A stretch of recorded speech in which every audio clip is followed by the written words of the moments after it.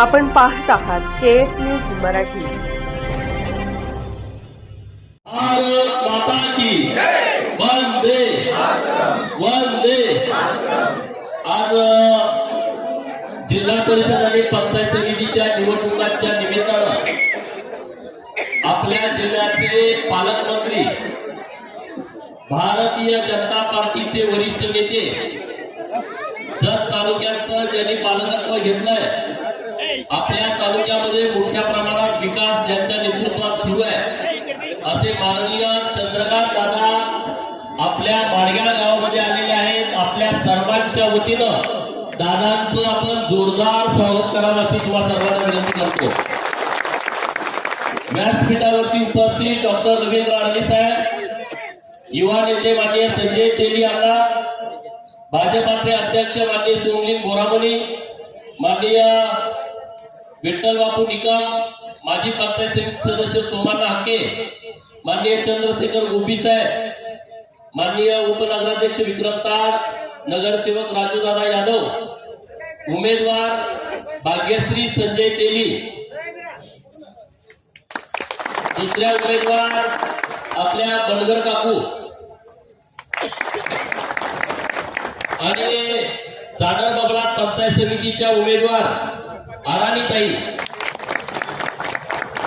इतक्या सकाळी मायाका देवीची यात्रा असताना आता सगळी गावाच्या गाव आपली चिंचणीत आहेत, तरी सुद्धा भारतीय जनता पार्टीवरचं प्रेम, चंद्रकांत दादांच्या वरतीचं प्रेम, यासाठी तुम्ही इतक्या मोठ्या संख्येने उपस्थित राहिला, त्याबद्दल भाजपाच्या वतीनं मी तुम्हाला धन्यवाद देतो।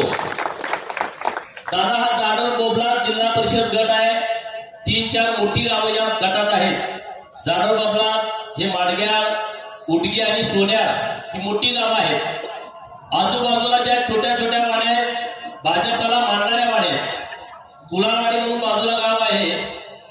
1100 मतापैकी फक्त 11च मतं विरोधात पडली आणि बाकीची सगळी मतं भाजपला पडलेली आहेत। आणि या एकामुळे इथले माझे आमदार हायकोर्टात माझ्या विरोधात गेले की इथं ईव्हीएम मध्ये घोटाळा झालाय। आता ती सगळी मंडळी इथं उपस्थित आहेत। अशी परिस्थिती गाव खेड्यामध्ये आहे। भारतीय जनता पार्टी सरकारमध्ये आल्यामुळं जत तालुक्यामध्ये भरपूर बदल झालाय।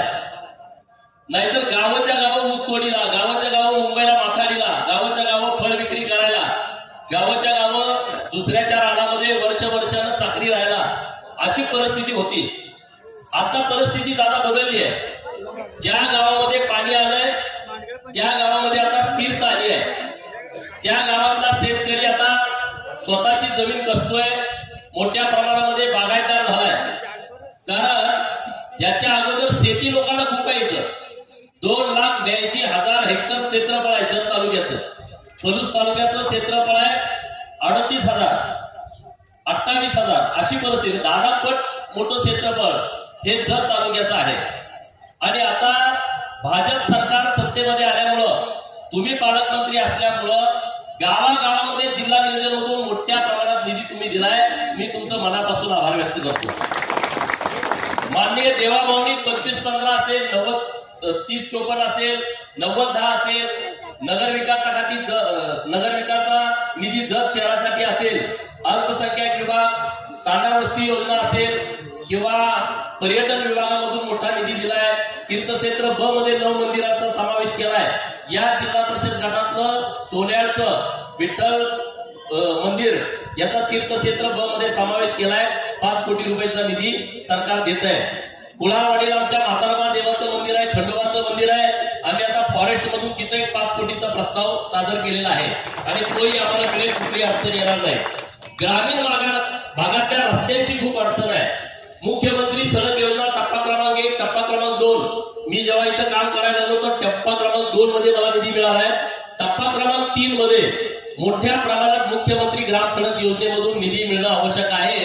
कारण गारडेवाडी सारख्या छोट्या छोट्या गावांना मी शब्द दिलाय विधानसभेला 2-2.5 किलोमीटरचा रस्ता करतो, असे अनेक गावं आहेत। तर ते शब्द आम्हाला वर्षभरात पूर्ण करता आले नाहीत।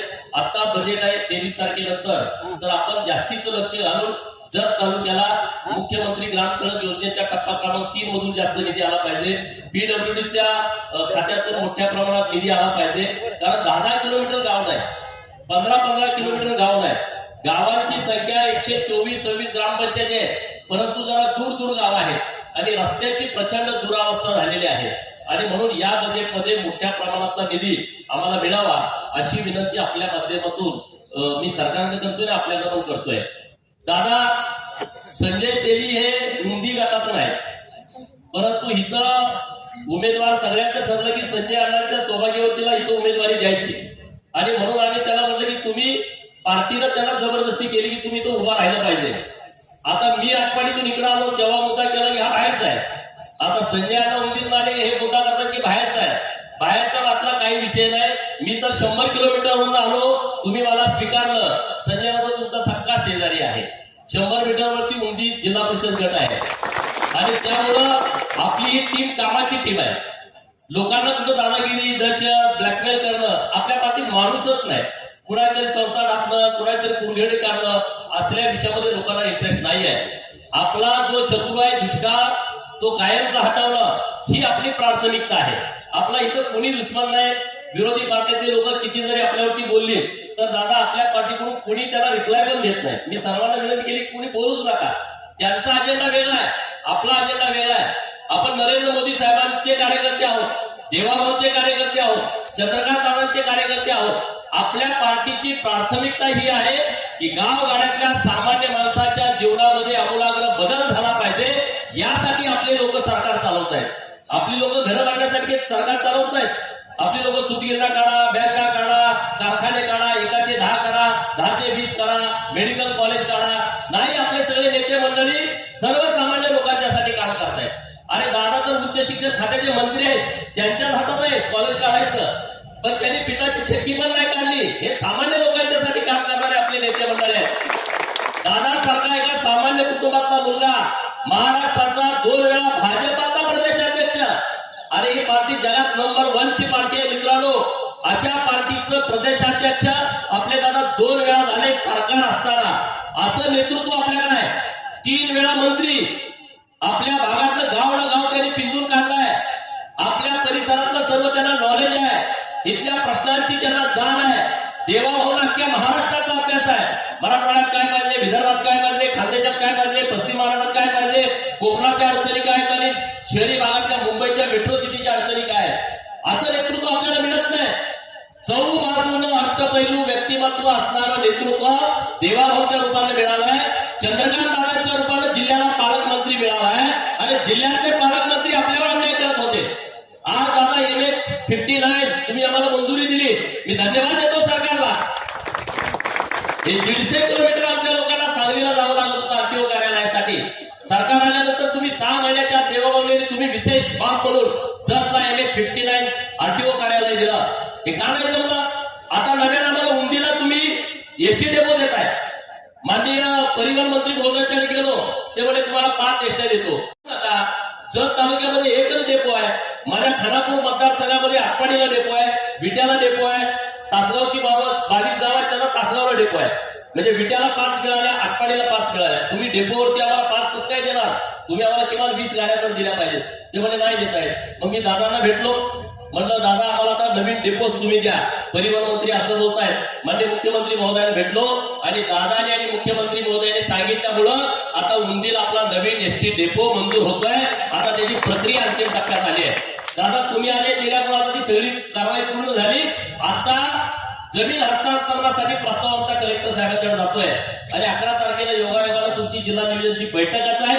त्या बैठकीमध्ये तुम्ही कलेक्टर साहेबांना जर सूचना दिली की उंदीची जागा तुम्ही एसटी महामंडळाकडे वर्ग करा, म्हणजे पुढच्या महिन्यात आपलं तुमच्या आदेशानं एसटी डेपो पण आमचा नव्यानं तयार होतोय.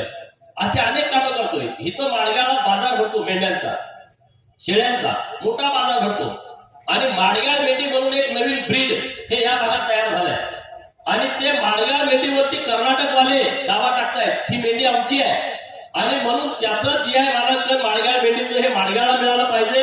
यासाठी आपण दादा प्रयत्न करावा नंबर 1. आणि माडगाव मेंढीचं संशोधन केंद्र हे आपल्या इथं झालं पाहिजे माडगाव मध्ये, अशी आमच्या सर्व लोकांची मागणी आहे. दुसरा विषय असा आला पुढे की तालुका माडगाव तालुका व्हावा असं माडगाववाल्यांची मागणी आहे. संघवाले म्हणतात की आमच्या इथं व्हावा. तर तुम्ही माझे महसूल मंत्री महोदय यांच्या उपस्थितीमध्ये मी माडगावच्या लोकांना पण बोलवतो, संघच्या लोकांना बोलवतो, हुंदीच्या लोकांना बोलवतो. एक चांगला मध्य मार्ग काढून सर्वांना विश्वासात ठेवून आपल्याला पुढे कसं जाता येईल अशा पद्धतीची भूमिका आपण घ्यावी अशी तुम्हाला कळकळीची विनंती करतो. संजय राव, तुम्ही चांगल्या पद्धतीने लढताय. कार्यकर्त्यांना माझी विनंती आहे, जर या गावागावाचा तुम्हाला विकास करायचा असेल तर भाजपाशिवाय दुसरा पर्याय तुमच्या समोर आता नाही आहे. तुम्हाला जर गावं बदलवायची असतील, शेतकऱ्यांना कायमचं पाणी, शेतकऱ्यांना वीज पुरवठा, शेतकऱ्यांच्या घराला जाणारे पक्के रस्ते, गावात ज्यांना घर नाही त्याला घर, गावात चांगल्या दर्जाचं शिक्षण मिळण्यासाठी चांगल्या शाळांच्या इमारती, अंगणवाडीच्या चांगल्या इमारती, नुसतं इमारती नाही चांगल्या दर्जाचं शिक्षण देण्याची व्यवस्था, गावामध्ये आरोग्याची चांगली व्यवस्था आणि गावागावातल्या ग्रामदेवतांचं डेव्हलपमेंट हे जर तुम्हाला करायचं असेल तर भाग्यश्री संजय अण्णा तेली यांना तुम्ही प्रचंड मताने विजय करून द्या ही माझी तुम्हाला विनंती आहे. आमचे एकनाथ तोंडकर यांच्या मातोश्री उभे आहेत आणि तिकडे आघाडीताई उभे आहेत. हे तिन्ही उमेदवार कसल्याही परिस्थितीत निवडून आले पाहिजे. पुढची जबाबदारी तुम्ही आमच्यावरती सोपवा. मी दादांच्याकडे विनंती करून दादांच्या नेतृत्वामध्ये इथं सगळा विकास करून देतो हा तुम्हाला माझा शब्द आहे. केएस न्यूज मराठी चॅनलला लाईक करा, शेअर करा आणि सबस्क्राईब करा.